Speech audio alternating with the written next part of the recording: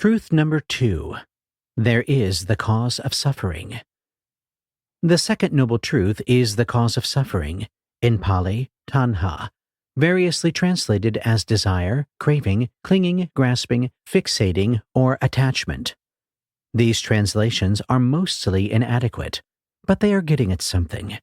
From a relative perspective, we hang on to what is pleasurable and try to avoid or push away what interrupts that pleasure. We want things to be other than they are because we perceive the world through the odd paradigm of the illusion of the split of the perceiver and the perceived. We might say, of course we want things to be great and not be miserable or problematic. What do you expect? The problem isn't quite in wishing for things to be good and not bad in the way that we might think. It is in fact a bit subtler than that. This is a slippery business, and many people can get all into craving for non-craving and really fixating on detachment. This can be useful if it is done wisely, and it is all we have to work with. But if common sense is ignored, craving non-craving can produce a refined yet toxic aversion that produces neurotic, self-righteous, repressed ascetics instead of balanced, kind meditators. A tour of any monastery, dharma center, or spiritual community will likely expose you to clear examples of both sides of this delicate balance. So don't make too much of a problem out of the fact that it seems that we must desire something to achieve it. This paradox will resolve itself if we are able to clearly perceive reality in this moment. Craving, attachment, and desire are some of the most dangerous words that can be used to describe something that is much more fundamental than these terms seem to indicate. The Buddha did talk about these conventional forms of suffering, but he also talked about the fundamental suffering that comes from some deep longing for a refuge that involves a separate or permanent identity. If we imagine that such a self will be a refuge, and so we desire such a self, we try to make certain transient sensations into such a self. We cling to the fundamental notion that such a self can exist as a stable and unchanging entity, and that this will somehow alleviate our condition. The side effects of this manifest in all sorts of needless exacerbations of unskillful and unhelpful mind states and emotions.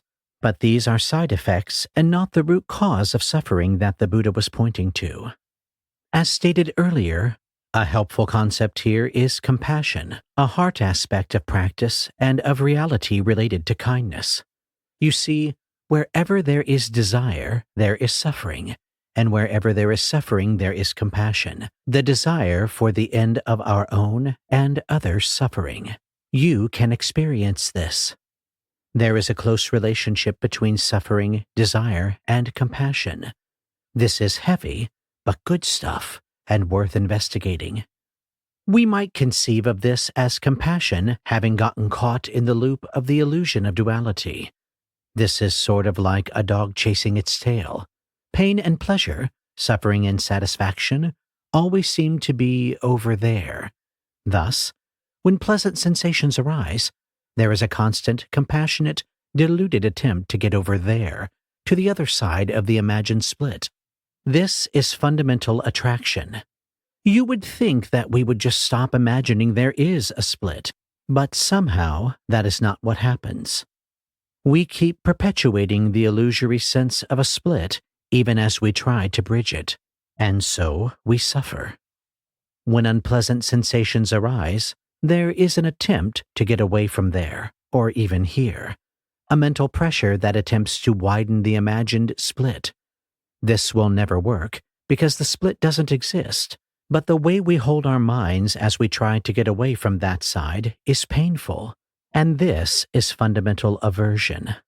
When boring or apparently uninteresting sensations arise, there is an attempt to tune out altogether and forget the whole thing, to try to pretend that the sensations on the other side of the imagined split are not there. This is fundamental ignorance, and it perpetuates the process, as it is by ignoring aspects of our sensate reality that the illusion of a split is created in the first place. These strict definitions of fundamental attraction, aversion, and ignorance are very important. particularly for when I discuss the various models of the stages of awakening. Given the illusion, it seems that these unskillful mental reactions will help in a lasting way. Remember that the only thing that will fundamentally help is to understand the three characteristics to the degree that makes the difference. And the three characteristics are manifesting right here. Do you remember reading above that suffering motivates everything we do?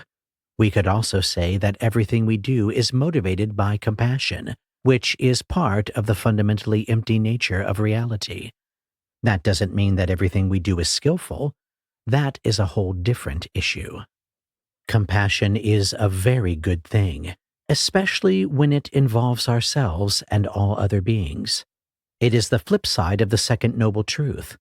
The whole problem is that misdirected compassion, which is filtered through the process of identification, solidification, and their related mental, perceptual, and emotional habits, can produce enormous suffering and often does. It is easy to think of many examples of people searching for happiness and trying to avoid suffering in the strangest of places by doing the strangest of things. Just read any news source. The take-home is to search for happiness where you are likely to find it. We might say that compassion is the ultimate aspect of desire, or think of compassion and desire on a continuum. The more wisdom or understanding of interconnectedness there is behind our intentions and actions, the more they reflect compassion, and the more the result will turn out well. The more greed, hatred, delusion, or lack of understanding of interconnectedness there is behind our intentions and actions, the more they reflect the distorted aspect of desire, and the more suffering there will likely be. This is sometimes referred to as the law of karma. Karma is a word with many definitions, many nuances, many aspects, many associated qualifying terms, and many implications too numerous to go into here. In this case, and for our limited purposes, karma has to do with our intentions and actions and the basic workings of causality. Some people can get all caught up in specifics, like speculating that if we kill a bug, we will come back as a bug and be squished. Don't. Cause and effect, also called interdependence, is just too imponderably complex. Just use this general concept to look honestly at what you want, why, and precisely how you know this. When taking action of body, speech, or mind, examine what the consequences might be for yourself and others, and then take responsibility for those consequences. It's a tall order, and an important practice to engage in. But don't get overly obsessive about it. Remember the simplicity of the training in morality, which boils down to, if you can't help, at least do no harm. Train in kindness, generosity, honesty, and clarity, and gain balance and wisdom from the other two trainings as you go. Sometimes exploring suffering and desire can be overwhelming. Life can sometimes be extremely hard. In these moments, try turning toward the heart side of the equation, compassion and kindness. Connect with the part of your heart that just wishes the suffering would end and feel that deeply, especially if it manifests in the body. Just this can be profound practice. There are also many other good techniques for cultivating a spaciousness of heart that can bear anything, such as formal loving-kindness practices. I recommend Sharon Salzberg's Loving Kindness, The Revolutionary Art of Happiness, for instructions on basic practices designed to help us connect to the heart side of practice. Finding these techniques and practicing them can make the spiritual path much more bearable, pleasant, and rewarding, and this can help us persevere, gain deep insights, and be able to integrate them into our lives and use them to benefit others.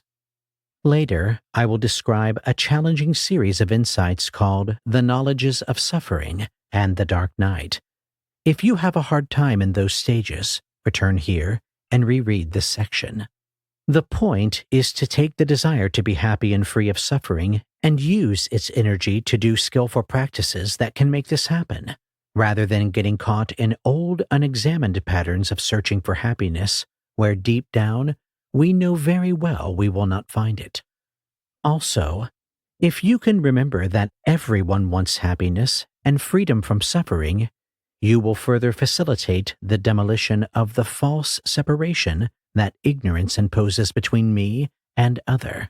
This common bond of compassion is much more profound than it might initially appear to the intellect. Practices based on compassion facilitate and inspire all aspects of our practice to work for freedom from suffering for all involved. The three trainings are skillful and can inform the whole of our life. By following them, we may come to the end of many forms of suffering and be in a much better position to help others do the same.